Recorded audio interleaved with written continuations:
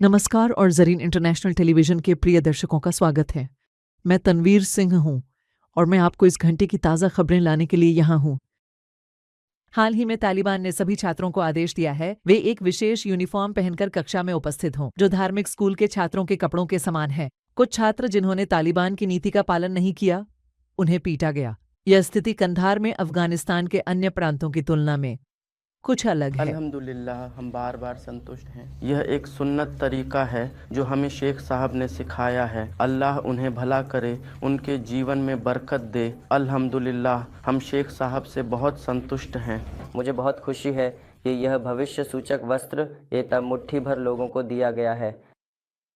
व्यक्तिगत रूप से यह स्कूल और छात्रों के लिए बहुत अच्छा है कि इंसान सफलता में है, स्कूल के छात्र हैं और गली के एक हिस्से हैं। अल्हम्दुलिल्लाह हम बहुत खुश हैं और भविष्य में इस लिबास बरकत को अपनाते हैं और उसका अनुसरण करते हैं। शेख साहब की तरफ से बहुत अच्छा कदम उठाया गया है कि छात्रों को जो स्कूल में हैं और जो स्कूल के बाहर हैं उनके लिबास के बीच अंतर होना चाहिए।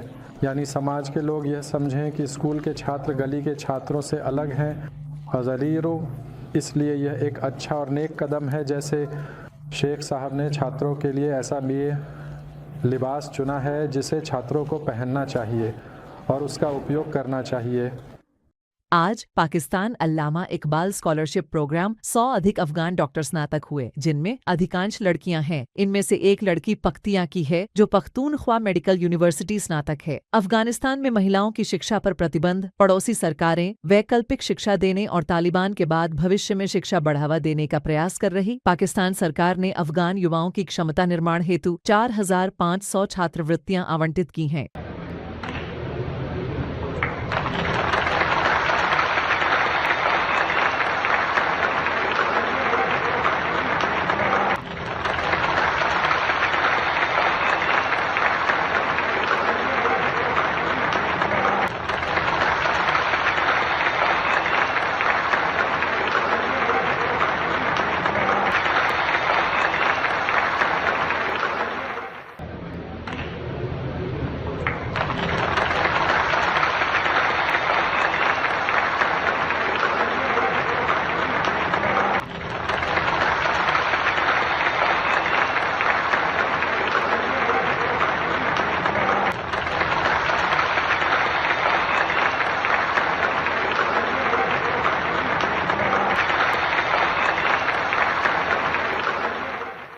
तालिबान अमर बिल मारूफ मंत्रालय ने घोषणा मंत्रालय ने कुंदुज 4 लोगों को जादूगरी आरोप में गिरफ्तार किया।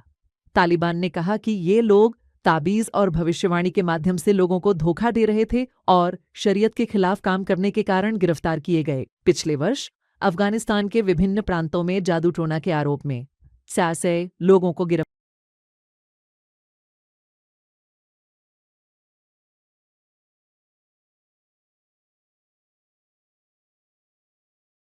किया गया था।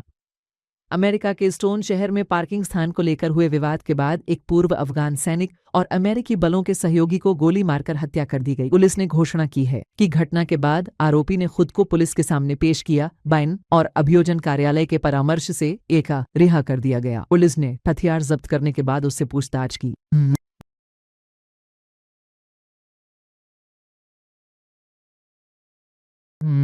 मोहम्मद यूसुफ बल्ख प्रांत में तालिबान के प्रतिनिधि ने उज्बेकिस्तान के प्रतिनिधिमंडल के साथ आर्थिक सहयोग और अम्मू दरिया के सुदृढ़ीकरण पर चर्चा की।